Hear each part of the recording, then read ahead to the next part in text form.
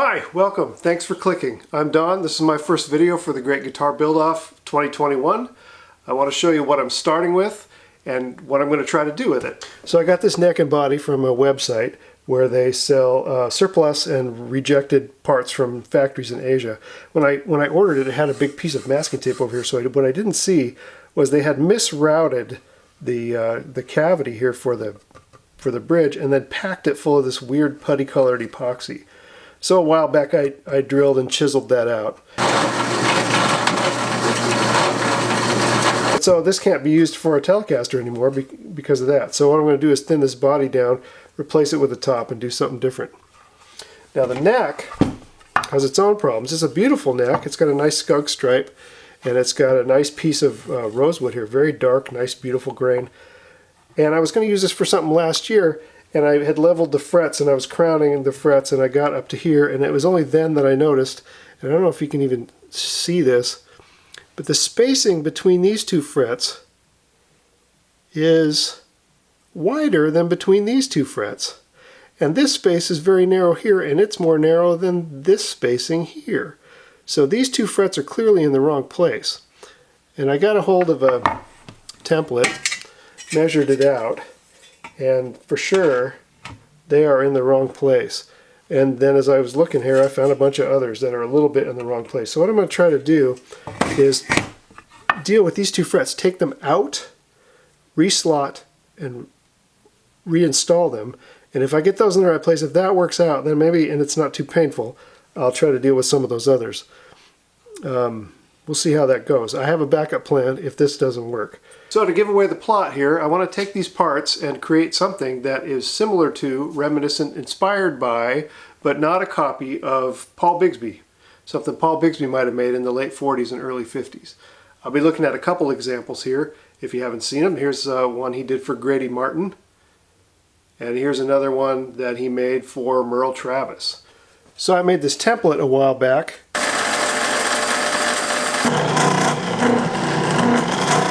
Based on the Grady Martin style, with this weird scroll thing that never really caught on in guitar design, but I think it's pretty iconic of the Bigsby style. And this should be allow us to get a Bigsby style body out of a Telecaster shape. But before I can do all that, I'm going to have to deal with those frets. So I'll see how far we get with that, and we'll see where we are. Alright, it's a different day. Let's give this a try. I've got everything I need. I got my frets. I got my little bit of water, a little syringe. I have a soldering iron. This is actually a wood burning set to heat up the fret. I've got a fret puller, which is really just a, it's not focusing on that, is it? It's really just a end nipper that I've smoothened and ground down smooth till the edges are really thin so they can slip under the ends of the frets. And a super high-tech fret storage system. Alright, so let's give this a try. A little water. I like to use a little water on frets because the idea is to soften up the wood underneath the fret. Get a little water in there so it softens, and we're hoping, oops, too much, need a rag. We're hoping it will soften the wood and minimize the chip out. When that fret comes out, it's going to take some wood with it, so I want to minimize that. That's a little too much water. Time out. Getting a rag. Time back in. I have a rag. Had everything I needed but a rag. Alright. Get some water right around that fret. I'll start with that one.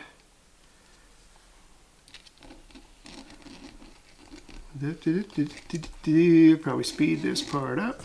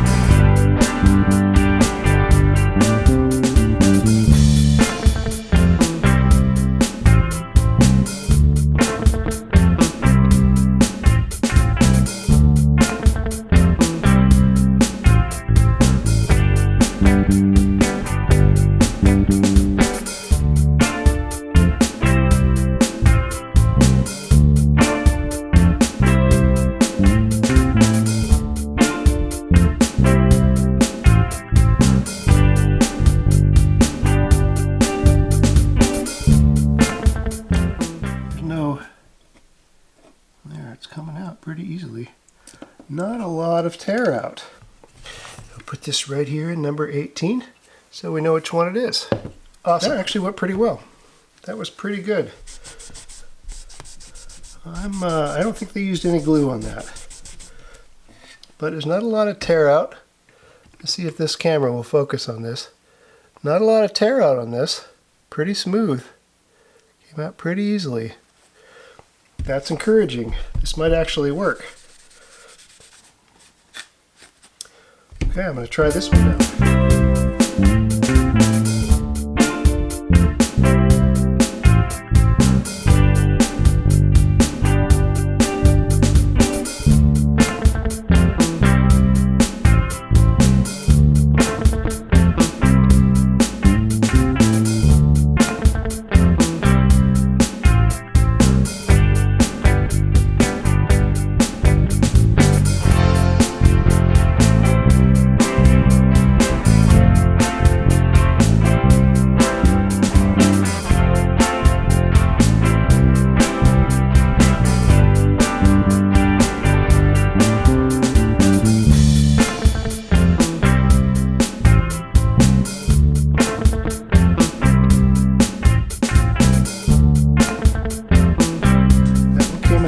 Fairly smoothly. There's a little rough, it's a little rough in there, but it's not terrible. Not terrible. I'm encouraged. Now I'm going to let this dry. I need to let this dry. Let's see if we can get a close-up on that. See if that'll focus. Well, it turns out I don't have any dark, super dark veneers. I've got some of this walnut, which is, I think, will darken up and it might end up hidden. But I also found some Venge, which is darker than the walnut. I don't know if it looks like it on that. It's somewhat darker than the walnut. I think this will hide better, but it's still a little too thick. It doesn't quite fit in the slots, so I'm trying to see if I can thin it with a scraper. But also, I have one of these little testers to see what the radius of the inside of the slot is. So I'll put the flat one in, and the flat one indeed rocks. They did not cut these flat, they cut them radiused. So this is probably a 9.5 inch radius. I'll use the 9.5 inch side and put that in there, and that in fact does not rock. I'm going to have to cut the veneers radius to fit inside there. I will keep scraping this, and then we'll see if I can get that to fit in there. If not, I'll use some of the darker parts of the walnut.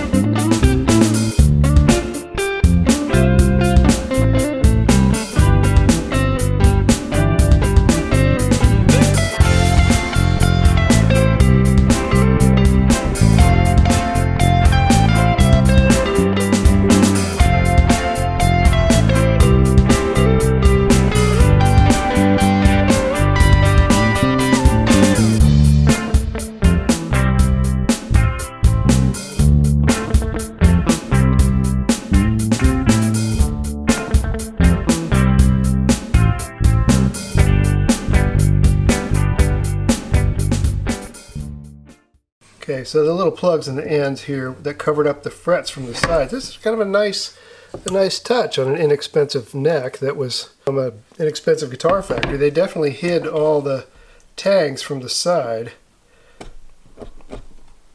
I want to take that out. See how we do there. That worked. Just a little. Oh, that popped it right out. That one came right out. How about this one here? Yep, that one popped right out too. Okay, we're good. So, veneer fits in the slot, is radiused to fit the slot. I want to trim that down a little bit. It's not rocking in there. It is perfectly radiused.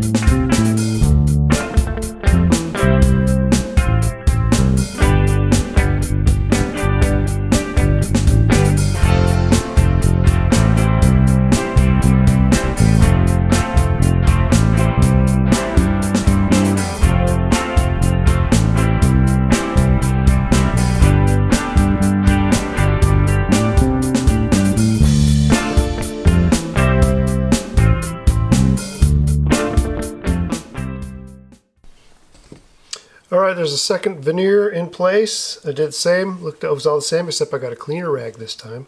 And I used a little saw for trimming it. Other than that, it looked the same as the first one. This is really splitting here, but not far enough down. I don't know if you can see. This is splitting. Venge wants to split. It's very splitty, but it's not splitting down into the slot, so I think we're okay. That'll all get trimmed off.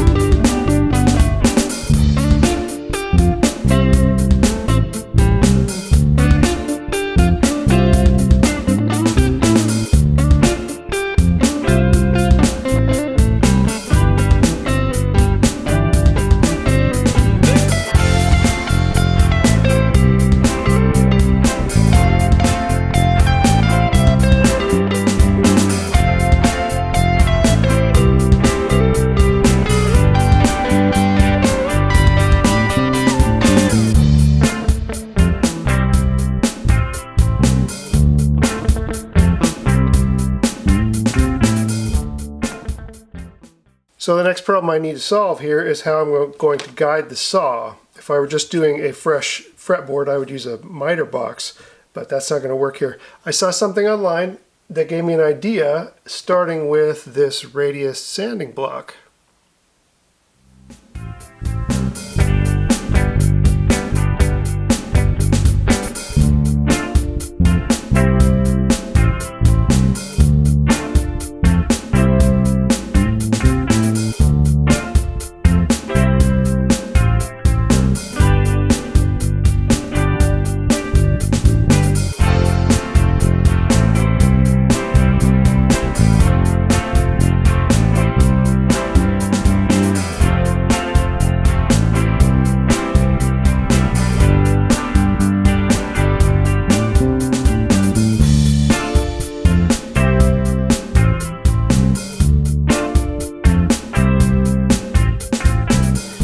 Okay, so I have my saw guide. I think if I'm not too rough with it, it should guide the saw very nicely in a straight line, square to this. Let's get a close up on that. If that'll focus. Awesome. So I've calculated using a spreadsheet from the internet, a fret calculator spreadsheet, that the distance, I know the 20th fret is in the right place. So the distance from the 20th fret to the 19th fret plus half the distance, half the thickness of the saw blade comes to 0.489. Okay, I moved this over to the carving vise. I just got this, I like it. So that is 0.489 of an inch, which for our friends in all of the civilized countries, 12.42 millimeters is what this tells me. All right, let's give it a try, see if I can make a slot that is straight and square. And here we go.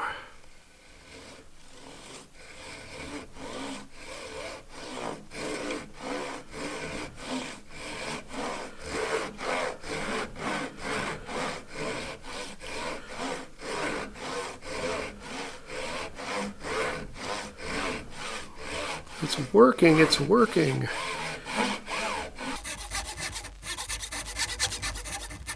Slot is 478.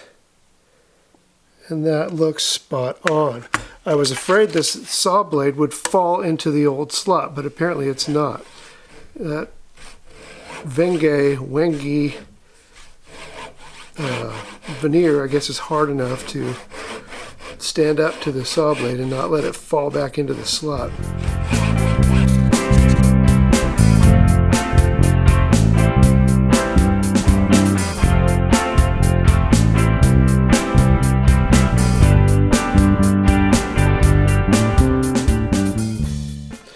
Okay, I've reset here, shifted this down. I measured from the 20th fret again to the 18th fret. I don't want to introduce an error with the 19th fret, so I'm still measuring from the 20th fret. That's 0.995 of an inch, or 25.28 millimeters.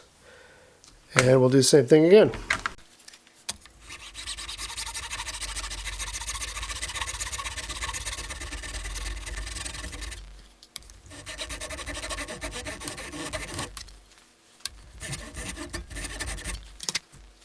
I have the basic slots. I'll come back later with a depth guide and get them to the right depth.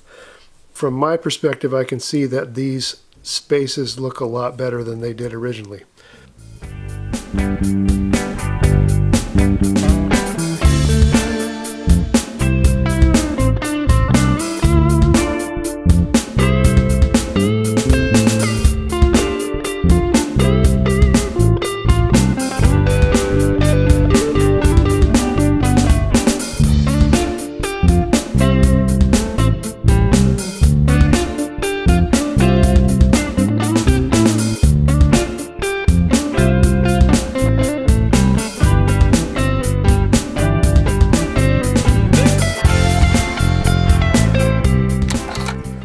I think that went really well. I was pretty excited about it. I got my frets exactly where I meant to put them according to my measurements. Unfortunately, when I saw some close-up zoomed in photos, it turned out the 19th fret was not exactly where I needed it to be.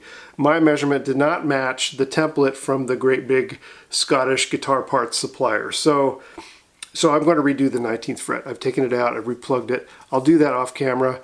It'll match by the time we get back. And there are a couple more I'd like to deal with that are slightly off. Not as bad as these two were, but they're a little bit off. So next time, I hope you like to join me again. I'll be working on the body next time. So until then, thanks for watching.